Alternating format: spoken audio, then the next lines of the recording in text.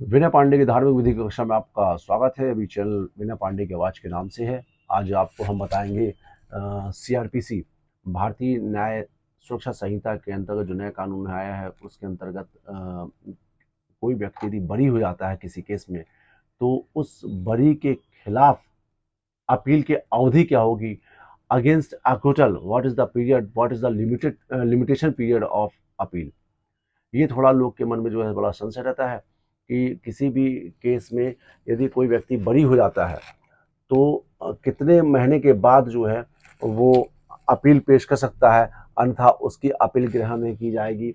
इसमें एक बुक जो है उसको लिमिटेशन एक्ट के नाम से जाना जाता है। लिमिटेशन एक्ट भैया समथिंग लिमिटेशन एक्ट। लेकिन हम देखते हैं कि जब कोई व्यक्ति जैसे क्रिमिनल मामले में कभी आप देखोगे कि किसी को सजा पड़ गई है तो अन्य मामलों में वो 1 महीने के अंदर अपील कर सकता है, किसी में 2 महीने, किसी में 3 महीने, ऐसा व्यवस्था बनाई गई है। लेकिन बात आज की वीडियो में सिर्फ ये है कि कोई व्यक्ति यदि किसी केस में बरी हो जाता है, यदि उसको अकुटल कर दिया जाता है कोर्ट के द्वारा और पीड़ित पक्ष कंप्लेंट होता है तो उस दशा में वो अपील कितने दिनों के अंदर करना उसके लिए बहुत जरूरी होगा। और यदि उस समय भी यदि वो अपील नहीं पेश कर पाता है तो ऐसी दशा में उसको जो है लिमिटेशन एक्ट के अंतर्गत जो है उसको फाइल करना पड़ता है। तो आप जो है जब कोई व्यक्ति बरी होता है तो हम अपील किस धारा में पेश करते हैं, तो ये है CrPC, code of criminal procedure. इसके अंतर्गत अभी अपन पुराने कानून पे आते हैं, इसी में आपको सब कुछ मिल जाएगा। आप आइए इसमें 378 ज्यादा टाइम नहीं लेंगे। लिमिटेशन एक्ट की बुक होगी, देखो कहीं रखी होगी। हाँ है परिसीमा,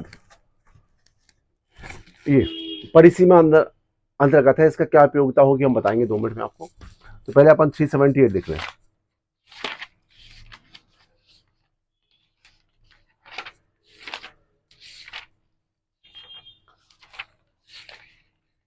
सुनिए, 378 में जिला मजिस्ट्रेट किसी मामले में लोक अभियोजन के किसी संज्ञान अजमानती अपराध के बाबत किसी मजिस्ट्रेट द्वारा पारित दोष मुक्ति के आदेश से सेशन न्यायालय में अपील प्रस्तुत करने का निर्देश दे सकता है। मतलब यदि कोई व्यक्ति बरी हो गया है, 138 में ध्यान रखिएगा, 138 में जो अपील होगी वो कंप्लेंट केस में अपील होगी, डायरेक्ट अक्यूटल के खिलाफ सीधे हाईकोर्ट जाएगी।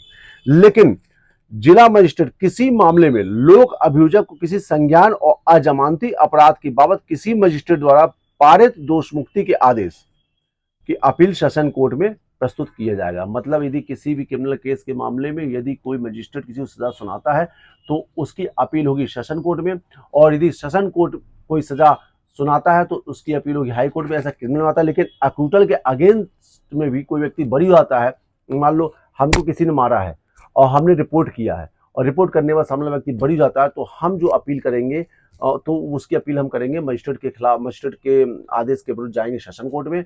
और सेशन कोर्ट में यदि वो बरी होता है 302 में बरी हो गया तो स्वाभाविक है तो आप हाई कोर्ट में जाओगे। लेकिन आप कितने दिन में करेंगे देख लीजिए आप।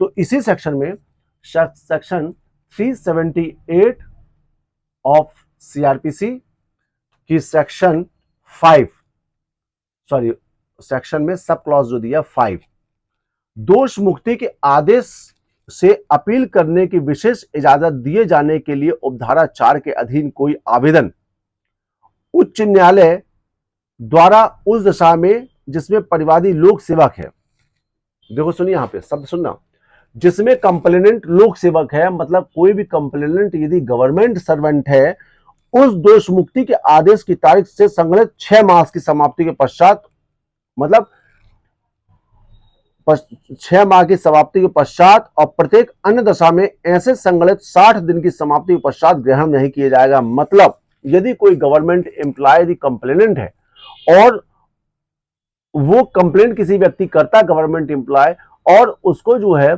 सामने वाला व्यक्ति बरी हो जाता है तो वो गवर्नमेंट एम्प्लॉय को जो व्यवस्था दी गई वो 6 माह तक अपील कर सकता है।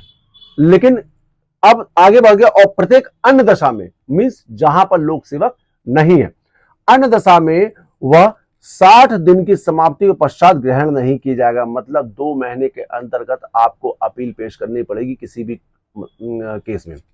यदि किसी के छोटी मोटी धारा में मजिस्ट्रेट यदि किसी को सजा नहीं सुना के उसको बरी कर देता है तो कंप्लेनेंट 60 दिन के अंदर सेशन कोर्ट में अपील पेश करेगा। यदि सेशन कोर्ट सजा में किसी व्यक्ति को बरी कर देता, चाहे 307 चाहे 302 में, तो वो फिर जो है उसकी अपील जो है 60 दिन के अंदर हाईकोर्ट में करेगा। अब मैंने आपको बताया 378 भारतीय न्याय संहिता, भारतीय नागरिक सुरक्षा संहिता, इसमें आपको टेबल मिलेगा। इसमें आपको बहुत ज्यादा भटकने की जरूरत नहीं है, तो हम आपको टेबल के माध्यम से बता रहे हैं। 378 टेबल में जो है आपको दिखा रहे हैं 378,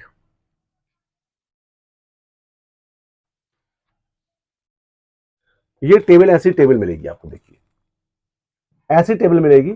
इस टेबल में यहां लिखा है सीआरपीसी 378 नो अपील इन पेटी case, sorry appeal in case of acquittal, और भारतीय ये संहिता के अंतर्गत 419 में व्यवस्था दी गई है। 419 मतलब 419 में appeal in case of acquittal, तो इसमें आपको एक्यूटल के अगेंस्ट में अपील है। अब यदि मान लो 60 दिन बीत गए, तो जब 60 दिन बीत गए, मान लीजिए अपील का समय खत्म हो, तो क्या करेंगे अपन? तो उसके लिए आपको कोई कारण बताना पड़ेगा कि मैं बीमार हूं, तो आप उसी कोर्ट में एक एप्लीकेशन देंगे। Application under section 5, application under section 5 of limitation act for continuation of delay, for continuation of delay, the above said applicant begs to submit asunder that the applicant has filed an application or has filed an appeal before this honorable court which is pending, in which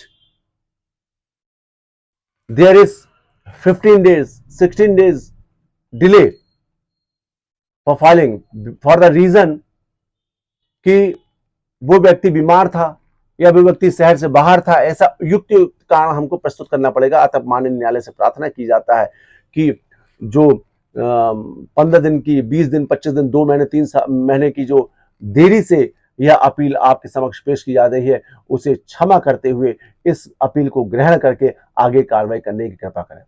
तो धारा 5 के अंदर ये व्यवस्था दी गई है। आप सभी को नमस्कार। विनय पांडे की धार्मिक विधि कक्षा और आज वर्तमान विनय पांडे की आवाज में आपको कई वीडियो लॉ के संबंध में मिल रहे हैं। आपको किसी प्रकार की कोई चीज पूछना हो, कुछ समझना हो, तो आप कमेंट बॉक्स में उसका लेख कर देंगे, तो इससे हम आपको सभी अपडेट दे देंगे। जय श्री कृष्ण।